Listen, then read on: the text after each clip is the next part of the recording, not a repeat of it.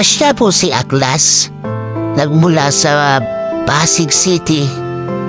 Nailipat po sila dito sa Asia Residence, Barangay Plaza Aldea, Tanay Rizal.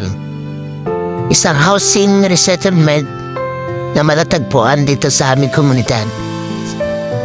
Siya po ay 29 years old at may kalagayan na mental problem po o may problema sa pag-iisip. Siya po ay kahit may sakit po sa pag-iisip, siya po yung taong hindi nananakit.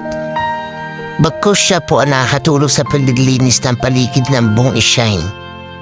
Mahilig po siya mamulot ng basura. Magdampot ng mga basura, ilalagay po sa bulsa niya. Kaya nakakatulong din po siya. Kaya ang tao sa kanya po is tumutulong din. Tunghayan natin ang kanyang kwento.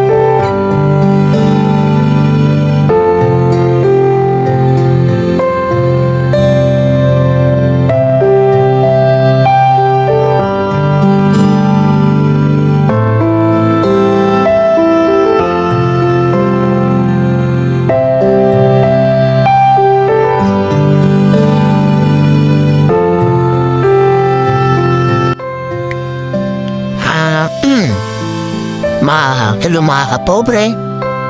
Nagbabalik po tayo ulit. Siya nga pala si Aklas. Nakasalubong natin sa kalsada habang bumibili po kami ng almusal.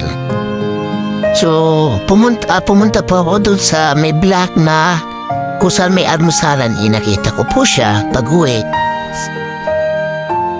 Saka bumili ako ng mga paper plate. So, sakto-sakto mga kapobre. Nadaanan natin siya.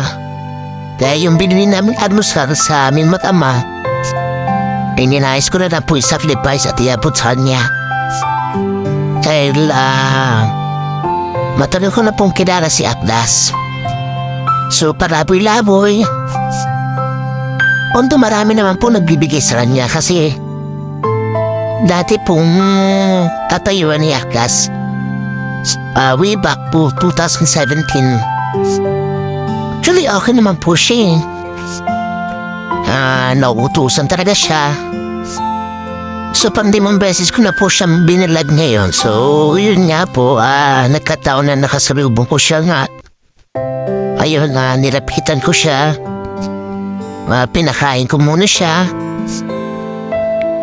Tapos, nakipagkwentuhan muna ako kumusta siya. Sabi ko, musta buhay mo, Aklas? Saan man talaga hindi siya sumasagot kasi alam naman po natin na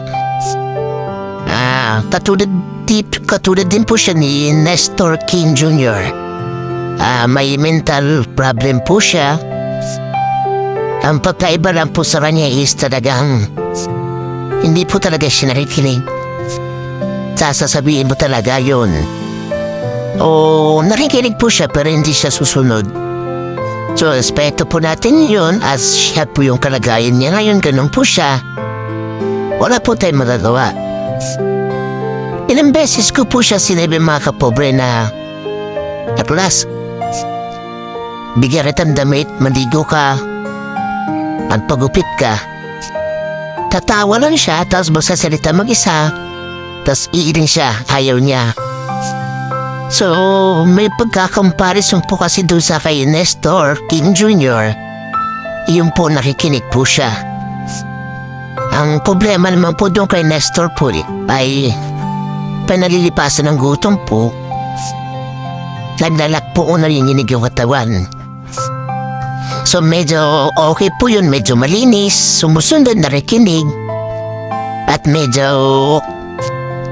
okay yung sitwasyon ni JL.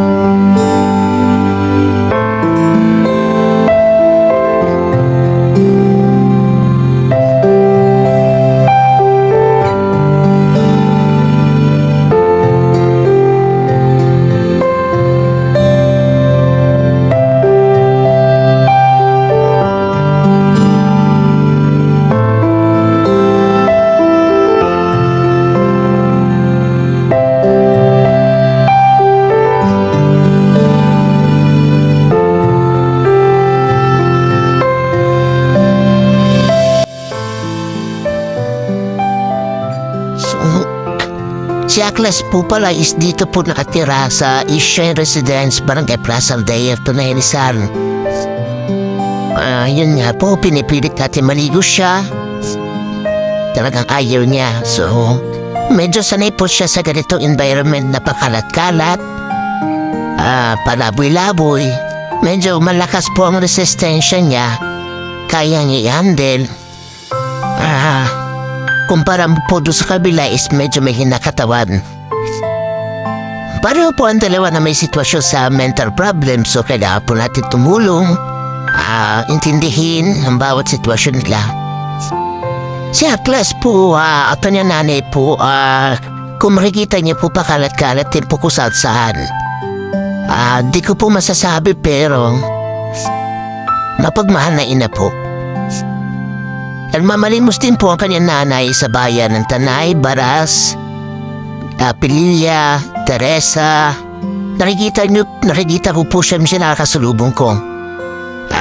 Yun nga, nagmamalimos siya para support sa kanyang anak na si Aklas. Minsan niya po, binibigyan ko ng pamasahe para makauwi. Yung nanay niya talagang ayaw. Medyo malungkot talaga at ang hirap ng buhay kaya nagsasapo yung nanay niya. Matanda na rin po nanay niya mga kapobre. Nakakalungkot nga lang kasi syempre naglalakad simula sa Isha at pababa ng bayan. Minsan pag mayroon nagtatricycle pero usually po palakad-lakad. Hanap po ko sa nanay niya kasi pag uwi niya, una-una inahanap niya yung minamahal na anak niya na si Aklas. Pinapauwi niya, pinapakain niya. Sumusunod siya sa nanay niya. So yun nga po mga kapobre, pag may nakita po tayo mga ganitong sitwasyon, hindi man si Aklas, hindi man si Nestor, basta po may makita po tayo sa kalsada na kasalubong, abutan na lang po natin sila kasi alam naman po natin na pwede na sitwasyon nila.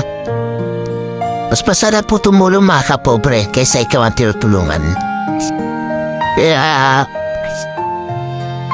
malaking pasalamat po ko, dumating tayo sa point na kahit ito ang kalagayan natin na tumutulong naman tayo kahit wala tayo. Pero ginagawa pa natin tumulong sa katulad nila. Malaking bagay na po. Hindi man po kalakihan. Kahit paano po nakapagtulong tayo at nakapagbusog tayo ng katulad nila. Nakakalungkot kasi ang pangarap na nawala, ang pangarap na gustong makamit niya is nawala. So, napapahirap po. Parang pangarap na nawala, ganun. Kaya sabi niya nila sa mga ganitong kalagayan, parang hinahanap ang liwanag. Liwanag na madilim na mahirap bakamtan. So, paano mga kapobre? Hanggang sa susunod, God bless all at ingat ang bawat isa sa kanila. Tumulong po tayo sa kapwa. Pobreng vlogger, pobreng matulungin, pobreng may puso at nasasaktan. Pobreng vlogger, Jeffrey Salisa. God bless all.